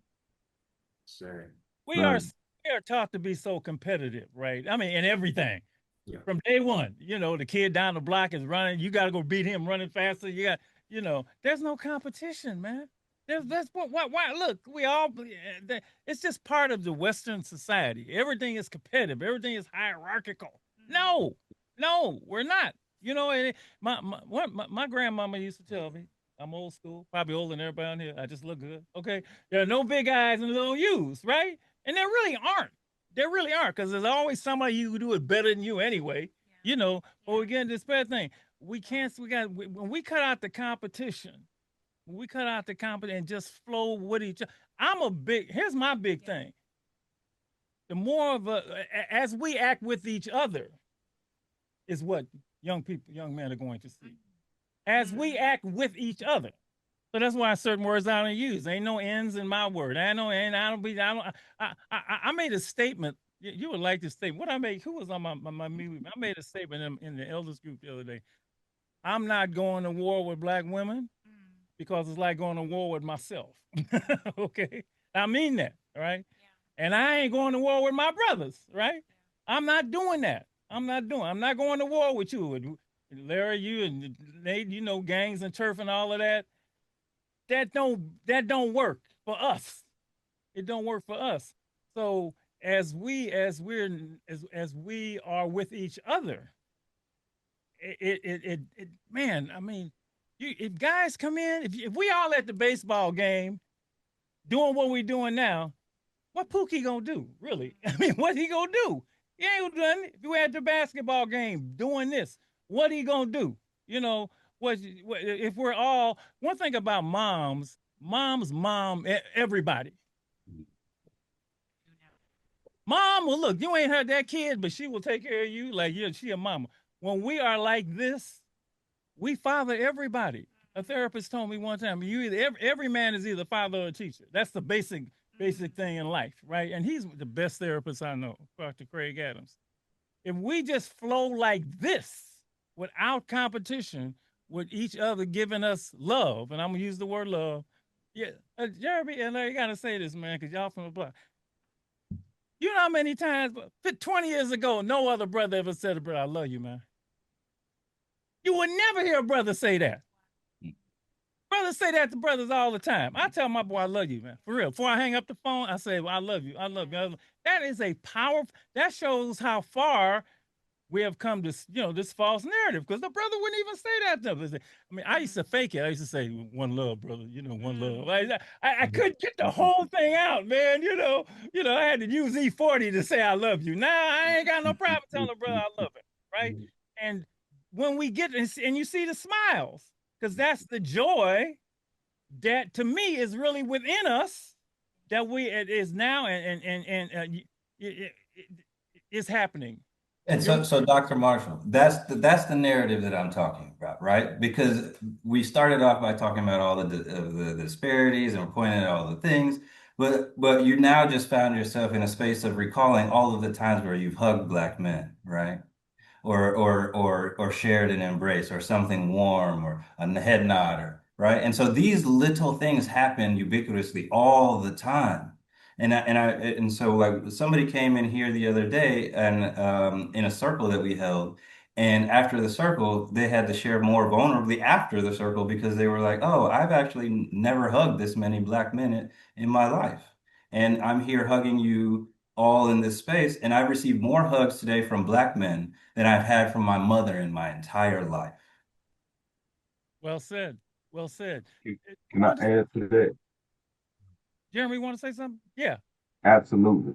And that just reminds me of the sole importance of vulnerability, and how like CAG, King's Accountability Group, has created this space where we're able to be authentic and vulnerable, and it's such a safe zone that, like, when you first enter into the group, it feels extremely intimidating, being in this environment with all these highly productive members of society, only to find out that this is a group of men that got your back and will help you become whoever you want to be and help you work through like all the life struggles without facing it by yourself, and you can be vulnerable and you're not judged.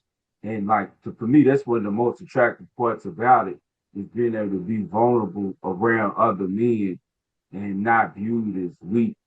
Because when growing up, I grew up and I was told boys don't cry. I remember getting whoopings and I was told not to cry, and my throat was hurting extremely bad, trying to hold the tears back and things of that nature, and being afraid to be vulnerable and show and express my true feelings for fear of how I'm going to be viewed for expressing it. And I don't have to do that today. And like if we can get more brothers out, more of the youth to understand, like it's okay to express how you truly feel. Yeah. And I'll add to that and I'll name that. I think there's like an endemic of like homophobia around that simply stems from the inability to be comfortable around and expressing vulnerability around another man. And so now if somebody's touching me and I'm not prepared for it, or I don't know you like that, now you gay. Right. And that is problematic, right? Because we don't know how to be ourselves and be vulnerable in a space where the person who looks like me most, I can't even get close to. Let me run in real fast and say it sound like we all at war with stigma. Like stigmas in our communities is just like it's not normal to be happy in the minority community. Coming outside happy, people ask you what's wrong with you. Like it's a problem if you're not mad or you're not argumentative or you're not looking for beef. You come out smiling, they think you're high or something's wrong with you. And I'm gonna just tell you right now, like I battle stigmas all the time. Like we don't believe in can't, won't. All the apostrophe T words are the enemies of me because I only believe in can, will, do, and we uplift and we empower. And that's what we do in CAG. The energy that we give out, we are careful about what we say, how we say it, the tone we say it in, and how it's going to be received before we deliver it. All that comes into the critical thinking that we promote to each other. And I fine-tuned that in CAG, and now I preach it out to my people. And I'm telling you, man, how we profess ourselves is the energy we give is what we get back. So if you go outside happy, you'll run and make people happy. If you go outside mad, you'll find mad people. Yeah, go ahead, Doctor. Let's step outside of our organization, right? And let's do that just for a minute. I mean, we all got to have organizations we do. Let's step out of ourselves, right? Because I find out, and they don't know me from Adam, but how I step to a brother from the beginning sets the tone for the interaction, right? From the beginning,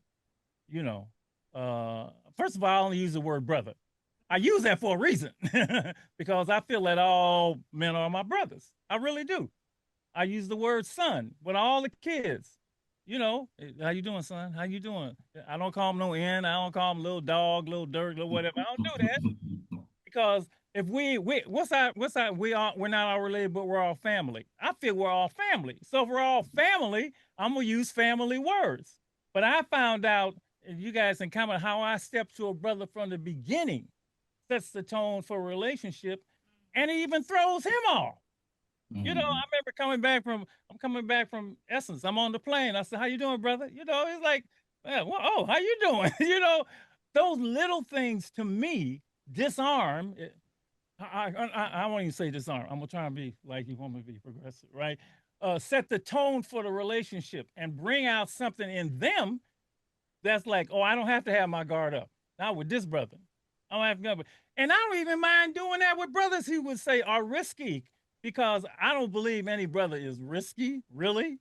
I believe I'm tapping into something that he may be trying to, deny, but there's that space that I'm going to go to. I don't care if it's in your baby toe, right? I remember meeting Tookie Williams in prison. Yeah, they know this story. I'm with Tookie. You know who Tookie is, right?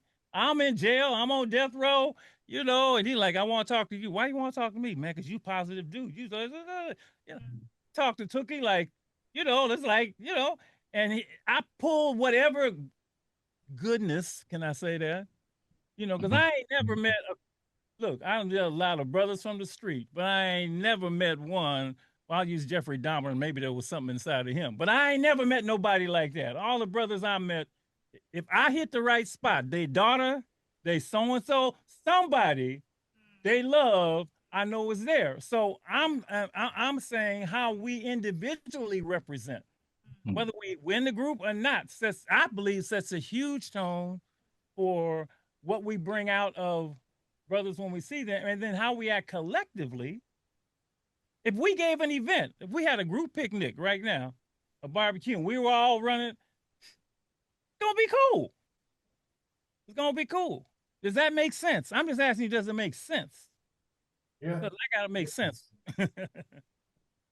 All right, somebody before I went on that diatribe, somebody else wanted to jump in. So. Yeah, I was just gonna say, what I'm hearing in this conversation is opportunities to let out what's going on, right? So I come to space with these men beside me, and I find that it is an outlet for, again, the joys, the sorrows, the triumphs, the challenges, all the rest of it.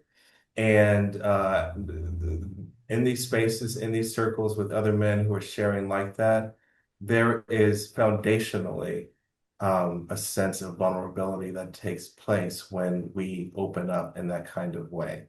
And that's where the healing begins, when we get to, let out the stuff that harms us, let out the stuff that, weighs heavy on our hearts. And I think that is what is so powerful about this experience, because we intersect and overlap in other communities where we worship, where we shop, where we recreate, and all the rest of it. And so we get to bump into each other and reaffirm some of these principles and these ideas, and again, it just carries us forward in a really powerful way. And I gotta say, I admire you so much for doing that. I do, because we ain't got no chance unless it's represented. And this behavior this way of acting and doing and thinking has to be represented. And one of the things we say to the kids, dare to be different. You're gonna be different and feel okay with being different. So Dr. Marshall, what you're talking about, in my view, is what we started with. I think I forget, somebody said it, but it was accountability, right? And not external accountability, but accountability for self, that internal locus of control that we're talking about. Yeah. Because I think it's easy to preach, it's easy to talk, but when we're talking about impacting and making meaningful connection, to your point, it starts with how we want to enter that connection, that relationship. And so being that change. And so even long before that, though, I say that this physical world, this physical experience, these physical interactions that we have are largely the last step of the manifestation phase, right? That's the last part of the actualization phase, right? And so it started as a thought, a frequency, an energy wavelength, and became a thought, and then became a voice, and then became an action, and then became something real. And so that happened long before you decided to put it into motion. And so what we're talking about is a collective energy and a frequency of change, healing, and communion. Right? And that starts with being that. We have to demonstrate that. And so being a part of this call, I can come in here and talk about, the disparities, or I can demonstrate how happy I am that I have my brothers with me and that I get to be in communion with all of you fellas who are doing amazing work. And then be curious about, how do I connect? How do I show you what we're doing over here, and then send people here and we send people there, and then show that we can build on top of it, right? We have opportunities to connect on this frequency and this wavelength, and it's here. And it's, to Trey's point, it's all over. It's in pockets. And I feel it vibrating so heavily that I don't even want to pay attention to the narratives that we continually remind ourselves of.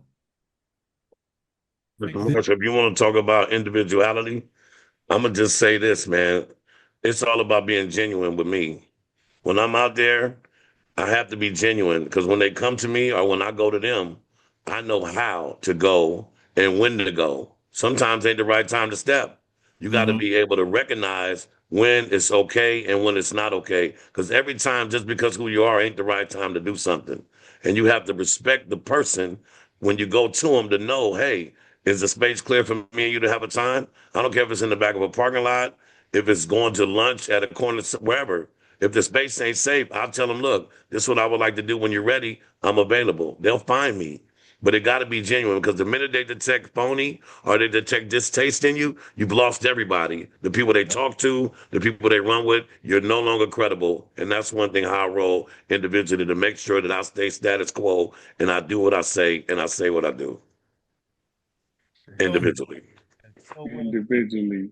Go ahead, I Tyler. think now I would say one of the biggest things is always leading when nobody's watching, right?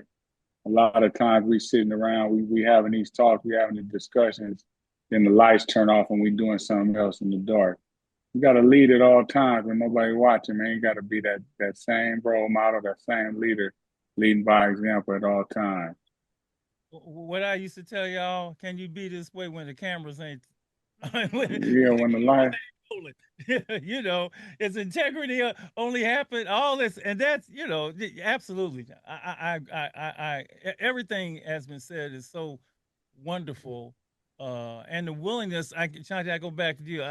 When I first met your willingness to engage in this, because I know people a lot of times they ask me, "Are you still working with them kids? Why are you still working?" Hell yeah, well that's what I do. You know, I mean.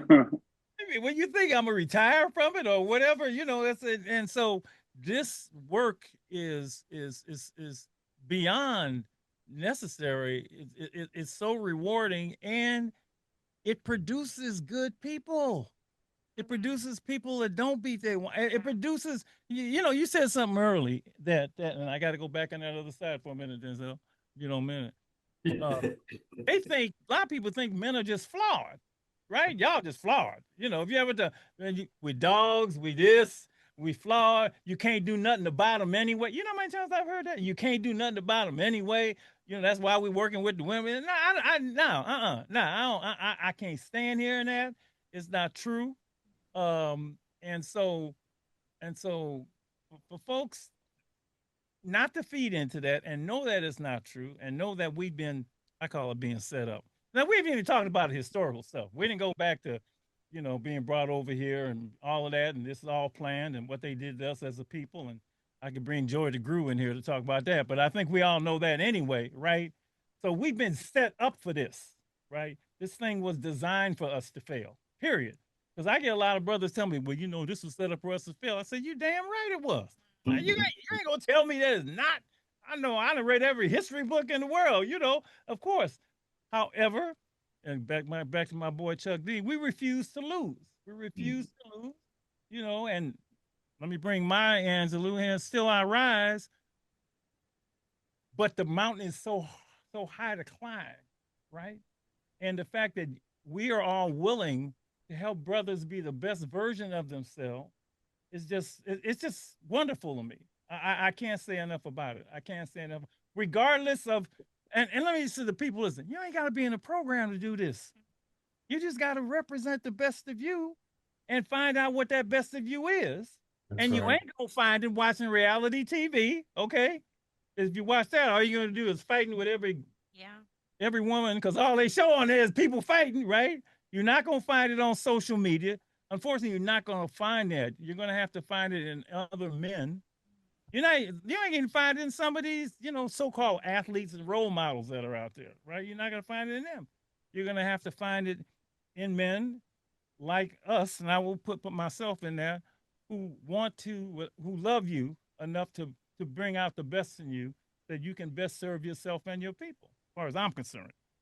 You don't have to put yourself in there, Dr. Marshall. I'll throw you in there willingly. I want to add, if any, for the men out there listening to this, if you're saying that's not possible, if you're saying I've never seen it happen, if you're saying that you're looking for the example, I think you can reach out to Create the Space or King's Accountability Group as a way of saying, let me go see it in action. Yeah. Because I think what happens is you may think that we're actors and we're not actors, right? We're here. You're getting paid by the station. Right. No. I never got paid for doing this show. And I think what you heard Brother Larry talk about in Denzel, like this idea that, I had to do my own work first in order to be able to do this work. Like Denzel talked about being sensitive and not having a space where that was welcome. And I think that what our young men are hungry for is to know that what they're feeling. Like I grew up in Oakland, but I was a nurturer. I was raising my siblings. I knew how to cook, clean, raise a baby. I knew how to make formula. I knew how to nurture. But I go to school and that's seen as unacceptable. So I learned how to leave out the door, put my cape and my mask on, and I go to school and I'm a fighter. I what? My mom's like, "What's wrong with you, boy? Like, what are you like?" My mom didn't see that part of me because she didn't have to be on the playground with me. So what happened was, as I transformed from leaving the house as a nurturer, I go out to be a warrior out in the world, and people are like, "Why are you suspended 23 times in elementary school? This doesn't make no sense." Well, because out there, knowing how to cook and clean and keep a nice house and feed your baby sister, nobody cares about that. That no one respects that. And I think that what we have to help young men know is that who you are, what you've grown into, is a part of your journey, and we all have our own different journeys. And I think helping them see the value, the brilliance, the value, the beauty, and all the skills they've had. I tell young men in our groups this year, we did the young men's health groups in San Francisco.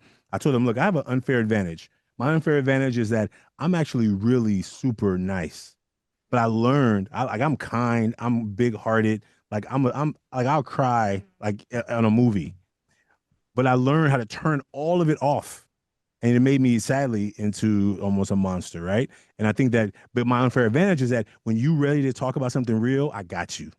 If you're gonna pretend and whatever, I'll listen, even though I'm gonna ask you some deeper questions because I know what it's like to pretend like everything's fine when it's not fine. And so I think our work that we get to do, and that our young men are young men in our community are looking for men who they can have a real conversation with, but because they haven't seen it, they don't even know how to ask for it, and they may not even know that they could ask for it.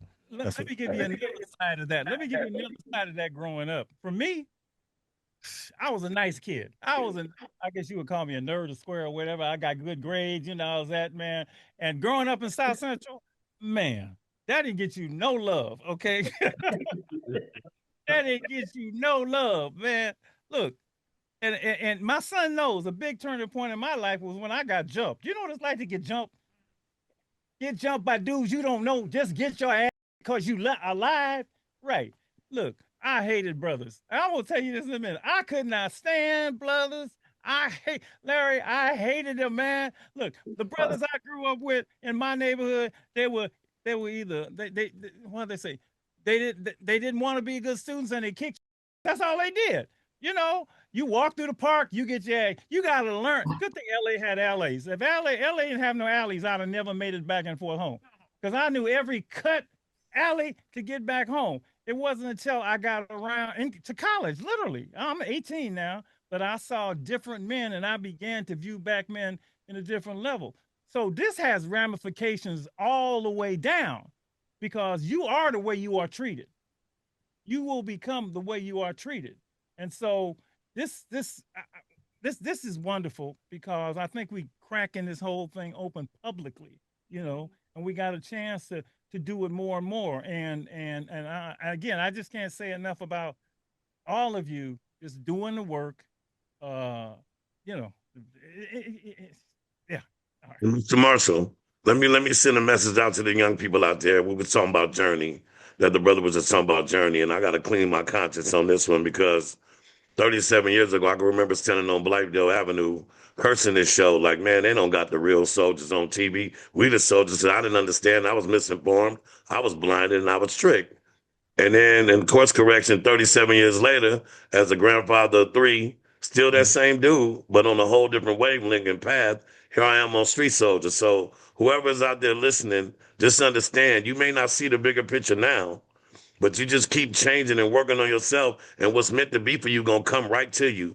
Just be ready when that window open up to jump in there and flourish, because it might not open again. So I need everybody out there to be ready and make sure you're ready, because when you're not ready, you're not gonna get that chance, because God knows when you're ready. And when he bring it to you, you're gonna know it because it's gonna feel right. So I thank you, Mr. Marshall, for bringing me on here, T-Top for bringing me on here, but I feel like it's my time. And it's been 37 years of waiting. And shout out to Street Soldiers for surviving this long. through the mix and all the COVIDs and all the other disgruntled things that happened. But here I am, Larry C. Jones Jr., Mac 10, all of them, right here in the flesh, thriving, loving life. Earning green, all them Sunnydale Wait brothers. up, no die. What I'd like to add to that is that anyone who is listening to this and watching this program as well and is curious about, so what does this look like, what these fellows are talking about? It looks like what you are seeing right now. It sounds like what you're hearing right now, that we take an opportunity to say what's on our mind, what's on our heart, and know that there is a kernel of whatever this thing is that you imagine for yourself that exists in you already. And think of coming to these spaces, whatever program it is, as an opportunity for, that kernel to be nurtured and cultivated. And you can be both a nurturer and a warrior. We have opportunities to talk about, the mindset about how it is to show up as a nurturer to your girl, to your woman, to your mother, to your sister, to your friend, how to be a warrior, stand up for what you believe is right and what is just. There are lots of different ways to rethink and reshape these ideas that we have about these things that we hold. And I think there is so much power in unpacking some of these false narratives to understand that I can be both of those things, a nurturer and a warrior. And that doesn't mean having to harm anybody else, but it means having to give myself the responsibility to develop a greater power that I have inside of me. And being in these spaces with these men helps me do that and achieve it. Let's see. All well said. Everybody. Somebody is waiting to comment on all of this. She always does. And she lets us know if we really said anything. the one and only Lady Estelle. Mr. Larry C. Jones Jr., you jumped right in on my line because I was going to ask, what is the message that you would have for the young listeners? And instead of me saying whatever I think, because I had a question for you, but here we are at that time, and that is for you to share what message you would have for the young people, and you did, and you're right. I agree. Not that I have to, okay? Because I let people know they don't have to agree with me. It doesn't change my perspective, so I don't need an agreement. All right. But I am with you 100%. God knows. Be ready, okay? Because you're doing an amazing work. And I just thank you for what you said and what you shared. And then for create the space, okay. So that was how I was going to wrap up. Hearing a word from you. One of my concerns, and it sounds like it's happening, but that is that the young people, when they experience and they find the ability to be vulnerable, to be able to share their truth, to be able to, because of the space that they've been in, that you've created for them, that they can take that space with them when they leave. So they can be that in a space that may not be like, feel like, look like, sound like what you've created when they enter, but it has become a part of them. That to me is what is essential. They need to be able to walk out, just like you've been able to say in front of all these people. You have no idea how many people on this call. I don't either. But they like to say it's thousands of people all over and they'll tell you how many people are out there listening to Street Soldiers. But you've got the space because it's a part of who you are. And if the young people that you serve can have that created within them, so when they leave and they walk out, they take it with them.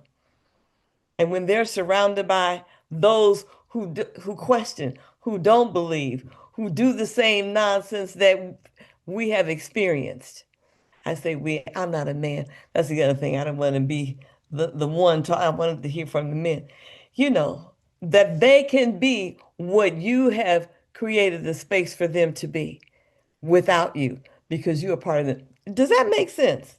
I say. It That's makes a lot of sense, Miss Estelle. that is the goal. That is the goal. What you feel in here, don't leave it when you go. Take it with you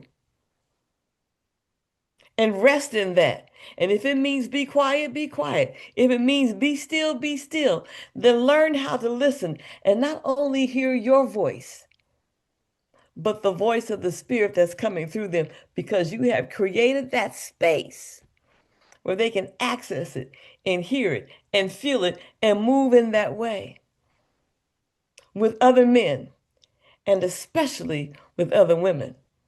I had a young man say to me the other day, Mr. Still, women aren't like they used to be. You talking about women in a whole different era.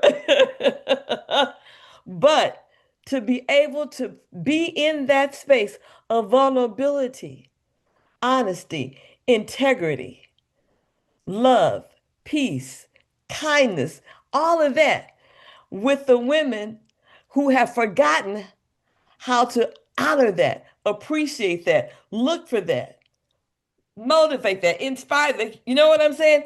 Then that can turn things around. You have no idea. I'm so glad God didn't make me a man because y'all have a lot of work to do. It's not easy. And a black man too? Uh-uh. It's not easy. You are gifted. Oh, am I talking? I didn't mean to talk this much. What time is it? Oh, lady, you know you.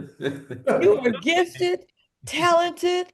You have stuff that makes so many other people afraid because it's just natural for you. You've got it. You don't have to huff and puff and be a man. You don't have to. You just got to be kind, loving, clear, on purpose. Be vulnerable, be sweet. You can do all that and still be powerful, present, poised. Man, where women who are hardcore and can handle their business look up to you and say, so what do you think we should do? That's what I'm talking about. Lady Estelle. See, I'm that woman. I can Yes. handle business. You know what I'm saying? Yes. Yes. But when I am with one that's got it, I'm like, so what do you think? Do you think that'd be okay? I already know. But baby, when you send me one that's got that, I'm like, yes. Okay, so that's how. Anyway, so if there are any other things that anybody else has to share with those who are listening that can encourage, empower them, let them know that ain't nothing weak about being vulnerable. Nothing weak That's about it. something. I want to just say this real quick, 45 seconds. It ain't never too late to redefine yourself. The story is not over. For all you young people out there that's getting labeled or got these bad raps, just put a comma to it. Don't let it be a period because it's never over. Because Mac 10 is Mac 10, but he didn't redefine himself. He is now magnificent and consistent, transforming everything negative. And that's what I had to say. Who are you? The other you. We know who Larry C. Jones Jr. is, but I had to ask myself one day, okay, Mac 10's changed as well. But let the world know about him too. Because some people ain't gonna never let me live it down. So I had to redefine him. So when you speak on that part of me, that's transformed as well. So how can you get around me? It is what it is. So I just want to put that out there to the young people. The story ain't never over until you say so, and God has the last word. So you're always gonna win. Let me just say this. You are so not that. If you hadn't told me that was you, I wouldn't have known that was you. I mean, I really did, but I'm saying, dude, he used to do that. No, that ain't not him. That's when you know somebody ain't the same. But they couldn't have imagined it. Love you, bro. Thank you, Mr. Martin. Last words from any of you. Go for it, like Lady said. So I'll say this. Instead of preaching what you should do, the people listening, particularly the young people and their parents, I will take the challenge to show you. And so I will invite you to come out to a Black men's yoga experience, which we do every Saturday at 10:30, or a Black men's healing circle every Wednesday, or Black men's Tai Chi every Tuesday, and just come see for yourself what the environment looks like, and we'll be there to receive you. Top, Jeremy, anything you want to add? I just like to say King's Accountability Group, we are available on all platforms at kingsaccountabilitygroup.org or CAG. Look for us as King's Accountability Group on Facebook or Instagram. Reach out. We always accept new members. So come check us out, man, and get empowered. Oh, can I extend an invite to the group here? Like, I feel like this is definitely everybody listening as well. I will send all of y'all each other's stuff. Don't worry, it's done. Well, yeah, for sure. But this every month, every summer, we activate a community event called the Community Love. And so we the members of the organization sponsor and host a potluck for the larger community. Everybody's welcome, families, children. Hold on, you got food? Oh, I'm coming. Not only food, but it's good food, prepared food. You got me in the door with the food, Like I said, you had me at hello, you had me at the food. I know the rest is gonna be good. So please come. I would love to extend that invite to everybody and anybody listening. It's the fourth Sunday of the month, so the 27th of July. And you can find that information on our website, and I'm sure you'll share it, createthespace.com. Right? Thank you. Jeremy, any last words from you? I just want to say to the youth, man, that the goal of vulnerability, authenticity, and healing is freedom. Because it gives you a freedom that you never felt before. But once you get it, you don't want to give it up. Jeremy, if I come to Kentucky, I'm finding you, okay, brother? We're gonna hit the block. Definitely. What we need to do. It's that simple. It's that simple. And last but certainly not least, he got an international conference coming up. Man. The one and only. Well, we're looking for What a mentors. fun. You can't say I that. appreciate you. It's only one you, though. It's like there's only one, all of us. Go ahead. Thank you, brother. Community men here. We're looking for mentors for November 8th. Save the date. Global Young Men's Conference. We'll have a live event here in the Bay Area, and then events all over the nation where people are hosting young men in their community. So we'd love to have you all out there. Come volunteer with us. Come just celebrate these young men in our community. That's it. I look forward to seeing you soon. You can find us at Ever Forward Club on all platforms. Thank you. Thanks, Dr. Marshall. Thanks for having this space. Thank you, all of you. Thank you for being you. And of course, we're all related. We're not all related, but we're all family. This ain't the last time we're going to be together, okay? You understand? We check in with each other, see how we're doing. Keep it moving and bring more too, because our goal is to get men to be the best that they can be. And you see how happy she was when we acting the way we supposed to act? That's all I want. Okay? That's my goal. That's all my goal. All right. Love all y'all. All right. See you next time. You, Lady Estelle, and look forward to meeting you one day. Well, I'm going to be in town because I'm in Texas. And if I can find out where and what time the event is on the 27th, then I'm going to see about, yeah. We're coming to Dallas next week for the King's Accountability Group convention. So we'll be in Dallas from the 18th to the 21st. If you're anywhere near there. 18th to the 21st of this month? Yes, ma'am. Next week. Oh. Dallas, Texas. Yeah, well, that's just right down the street. Connect with us, Lady Estelle. We'd love to see you. Okay. Well, see, the highways in Texas are crazy. It's true. I thought San Francisco was bad, but Texas, listen, I almost got ran over by a Big Mac truck. My grandkids said, well, Gigi, you only going 50. Well, I thought I had time to get into the highway. No, I got 10 seconds to get, because once you enter onto the highway, they coming like this. I'm like, I can drive now. I don't get this. And then when they change, GPS can't even tell you how to get around in Texas. The highways come up faster than the girl on GPS. I'm like, now see, I need to find another way. So yeah, so yeah, let me know. I can see what I can do because that's coming up really quick. Yeah. All right, Mr. Marshall, I appreciate you again, man. Thank you. Create the Change. One love to you guys, the MASS program. It's all good. All right. All right. See everybody. Okay. Good night. Thank you so much. Good night.